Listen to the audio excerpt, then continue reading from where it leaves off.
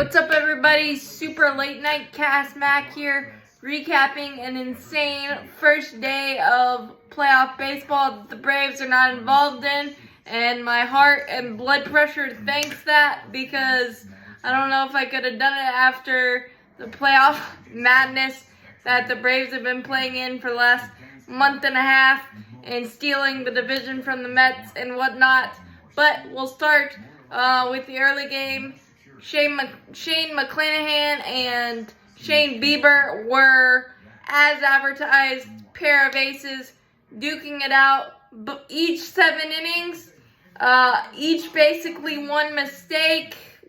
A meatball fastball by Bieber to Jose Siri to give them a 1-0 lead, and then a single. And the one guy that you cannot let beat you if you are the Tampa Bay Rays, one of the most underrated players in baseball, Jose Ramirez, got a hanging changeup from Shane McClanahan, wanted it down away, it did not end up there. And then you go to one of the dominant closers in the game, Emmanuel Clase. And the Guardians are probably a really big dark horse for many because there's not a lot of household names there, but they will grind you to a nub if you're not careful. And the Rays are in a do-or-die situation tomorrow with Tyler Glasnow.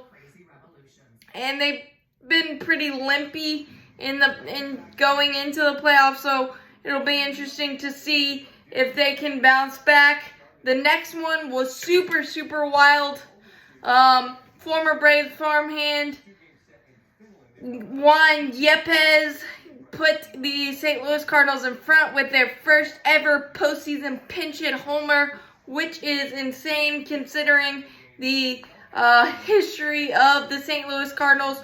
But then in the ninth, shocking, up 2-0, 93-0, went up 2-0 in postseason history, and Ryan Helsley and his pinky imploded with a Alec Bohm hit by pitch after a JT Realmuto single and a couple walks to Harper and Castellanos. Helsley needed a big-time GPS, and he couldn't find one, so they went to Palante.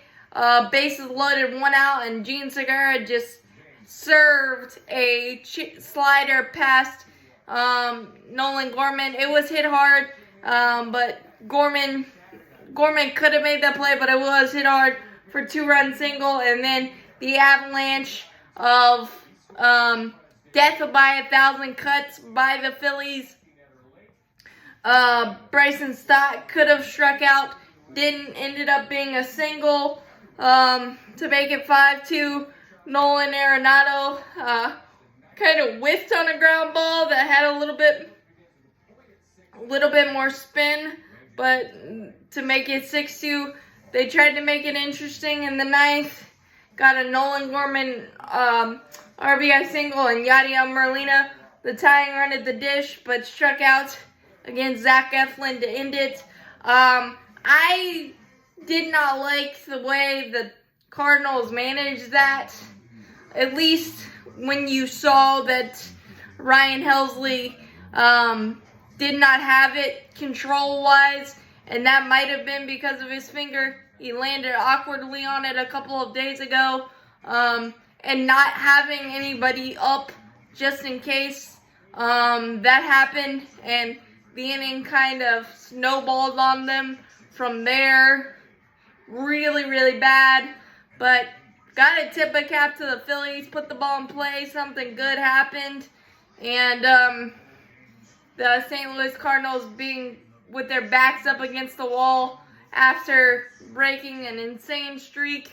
That's what postseason can do to you. They got Aaron Nola going tomorrow, so the Cardinals have a lot going against them, but they still have Nolan Arenado, Paul Goldschmidt, and company, so we'll see how that plays out. And then America's team, the Seattle Mariners, or seemingly the America's darlings this year. Everybody pulling for Seattle, including me. Shut out the powerful Blue Jays 4-0. Alex Manoah has been phenomenal for the Toronto Blue Jays all year, but he created some bulletin board material that probably wasn't necessary.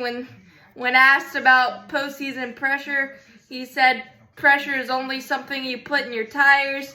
And then immediately, first batter hits Rodriguez in the wrist. No harm done.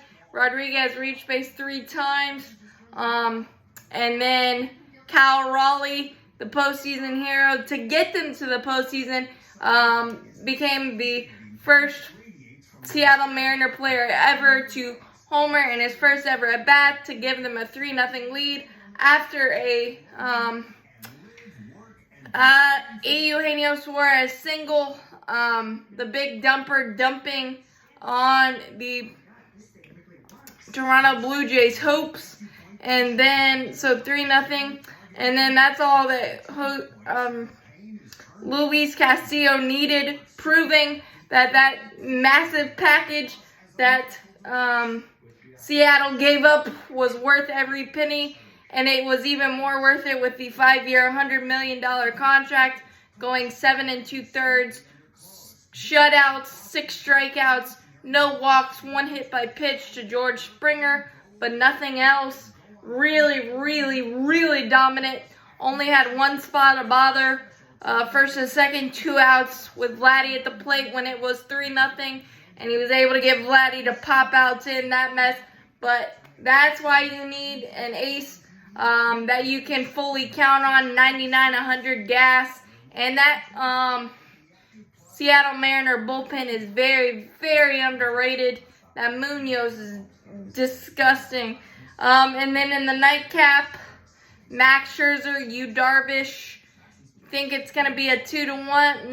Max Scherzer struggled mightily with the fastball command, kept leaking, and gave up 4 homers, 3 on the fastball, 1 on the cutter. First one to Josh Bell, second one to Trent Grisham. It was carrying to right tonight, and then the big blow, the 3-run blast to Jurickson Profar on the cutter, and a solo laser beam by Manny Machado. The Mets were 1 for 11 with runners on base. Had some big chances in the first. After it was 2-0, first and third, Pete Alonso struck out with 1 out, and then Vogelbach flew out to right, and then a runner at third with 1 out in the second and couldn't push across, and Yu Darvish went to the proverbial rocking chair after that. 7 innings, really, really spicy, 5 strikeouts, really, really good stuff. It looked like maybe he had a leg cramp there at the end, but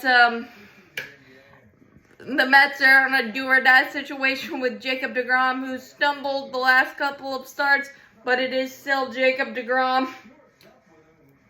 So you feel really good if you're the Mets, but Blake Snell has been one of the best pitchers coming down the stretch as well, and the Padres are with that 1-game lead. Road teams went 3-1.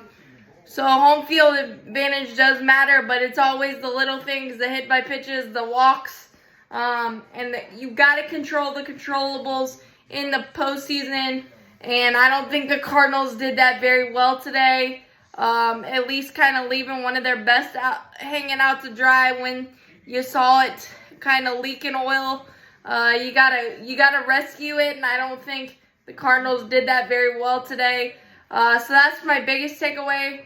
But Max Scherzer is not Mad Max. Maybe the oblique is a thing. I don't know. But that was an epic